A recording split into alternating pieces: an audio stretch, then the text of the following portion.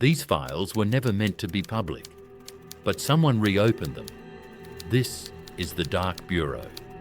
The true cost of a phone call in Nairobi or Accra is decided far from African soil.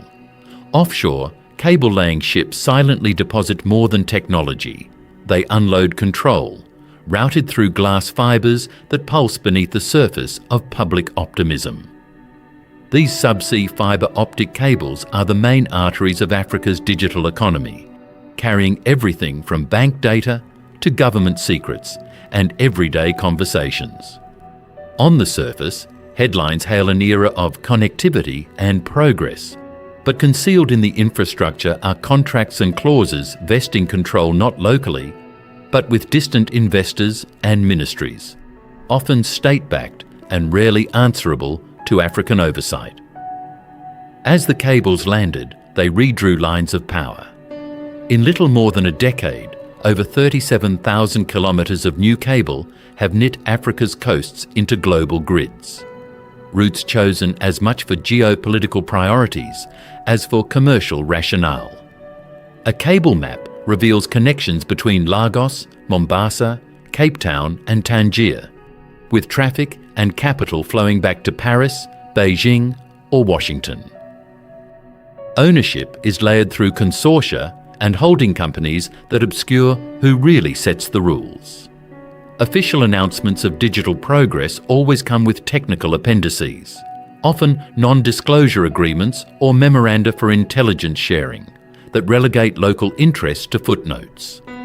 Ownership is not simply about bandwidth, but about who controls the lifelines of commerce and state. And more often than not, that control lies offshore, enforced by the legal and technical frameworks of foreign states. This system's design is intentional. High-profile cables like C-Me-We-Are-5 and WWAX are sold as neutral, multinational projects, but a glance behind the press releases exposes a tangled web of concessions and secret annexes. Infrastructure deals celebrated as catalysts for development frequently include side agreements for privileged technical access for original investors, escalation procedures for crises, and automatic data sharing arrangements. For smaller African states, such terms mean further access to infrastructure or investment is conditional on accepting invisible compromises.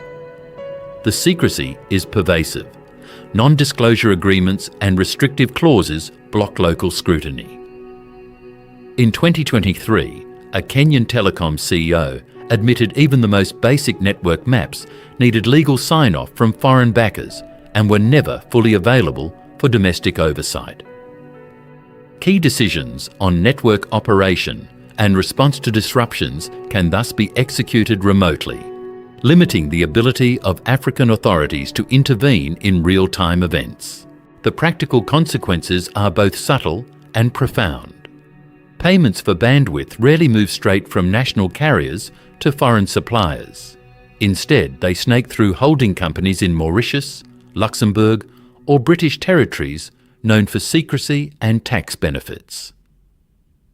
These same links manage licensing, subcontracted security audits, and combine telecom services with surveillance packages.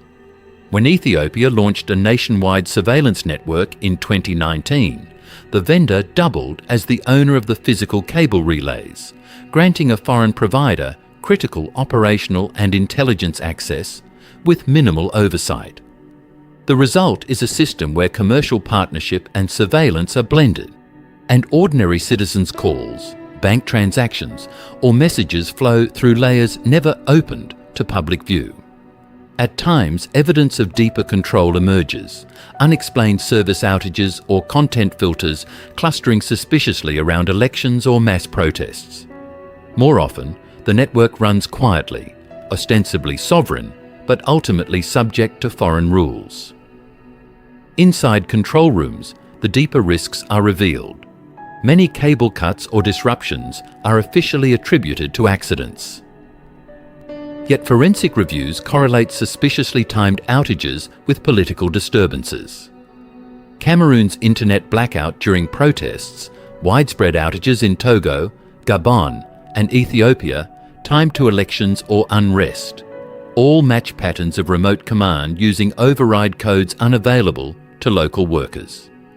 In 2021, an independent study linked over half of major African cable outages to remote authorizations issued from thousands of kilometres away, entirely outside government control. Regulators' public statements blamed technical glitches, but leaked memos warned of foreign-owned choke points, concerns that were kept out of public debate. In 2022, confidential files from South Africa's regulator confirmed the knowledge of this risk, but showed the issue was buried in classified advisories instead of open policy discussion. These warnings triggered a slow institutional reckoning. As outages and unexplained remote access grew harder to ignore, regional bodies like the African Union moved from harmonising regulations to launching a secret cable control task force.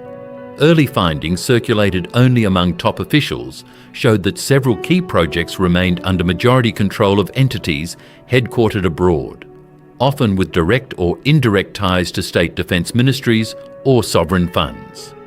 Far from outliers, these were massive infrastructure firms with mandates set by their home governments.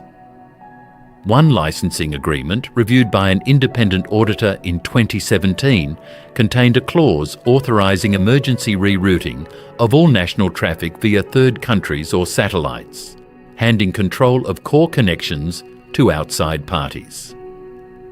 Despite this, domestic data residency laws proved hollow.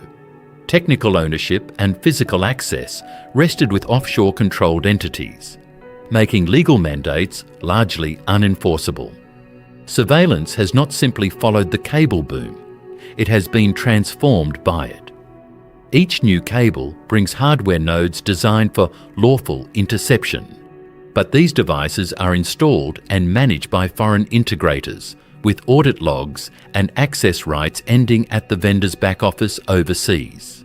In Nigeria, a reporter uncovered evidence that data streams were being copied and analysed by a Luxembourg-registered consultant, who then resold access to state security. Local engineers had technical documentation for audit trails, but these always stopped at encrypted portals, only accessible abroad. The boom in e-government and fintech has not meant sovereignty, but new complexity. As physical cables merge into virtual clouds, keys to the entire system are split and locked away, often outside African reach. The same core vulnerabilities surface again and again. Throttling and bandwidth caps, supposedly technical, can be imposed after foreign investment rounds or arbitration, unrelated to local needs. National governments seeking to negotiate find themselves locked into arbitration in places like London or Singapore, with rulings sealed and local concerns sidelined. A high-profile West African fee hike in 2020 ended with a secret settlement, technical changes never publicly disclosed, and customers footing the bill, while the terms stayed secret and enforceable only offshore. Major powers and watchdogs are not blind to the stakes. European and North American agencies now map risks to their own infrastructure, recognising that private or commercial intermediaries can, through mergers or deals, become conduits for foreign state surveillance. British diplomatic cables leaked in 2021 documented exactly such fears. Nominally, private platforms routing sensitive traffic for African partners, sometimes aiding rival capitals. The contest is global, a reckoning not just of bandwidth, but of control over visibility, access, and the power to intervene or disconnect in times of crisis. A dramatic turning point came at the end of 2022. At an East African landing station, an independent audit flagged modified firmware at a switching node. Forensics revealed hidden functionality, the ability to silently copy or reroute encrypted data out to mirror servers in locations co-located with a foreign intelligence agency. The cable vendor initially denied responsibility, but procurement records linked the custom code to a government defence contractor abroad.